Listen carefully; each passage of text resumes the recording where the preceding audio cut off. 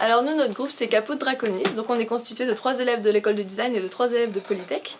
Notre porteur de projet, c'est le musée d'art de Nantes, et notre but, c'était d'intéresser les enfants aux œuvres et aux œuvres principales du musée et aux artistes, en leur proposant une expérience différente et leur apporter une nouvelle manière de voir les œuvres. Donc nous, on a fixé notre projet sur les œuvres qui relèvent de l'expressionnisme et de Kandinsky, parce qu'en fait, picturalement, ces œuvres ressemblent aux jeux que pouvaient jouer les enfants, c'est-à-dire les petites formes triangulaires de couleurs, etc., et les carrés de couleurs. Donc ça leur parlait beaucoup. Du coup, suite à ce constat, on a voulu créer une expérience immersive où ils allaient pouvoir interagir avec les œuvres.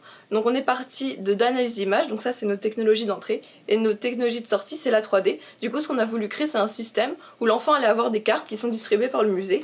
Il allait poser sa carte sur un petit pupitre, il allait avoir une petite caméra qui va détecter cette carte et la retranscrire sur le tableau, donc ça va être une projection d'une œuvre de Kandinsky. Et ensuite, une fois que l'œuvre sera projetée au tableau, il va y avoir un personnage qui va lui indiquer qu'il va devoir bouger ses bras, présenter l'œuvre. Donc c'est Kandinsky qui va dire bonjour, je suis Kandinsky, voici mon œuvre, et tu vas pouvoir bouger pour la faire vivre. Du coup, l'enfant va bouger ses bras. Et du coup, il va faire vivre les éléments du tableau, ils vont s'animer, ils vont se transformer en 3D, et ça va être un jeu en fait. C'est vraiment ça qu'on a voulu créer, une interaction sous forme de jeu et que ce soit très ludique pour les enfants.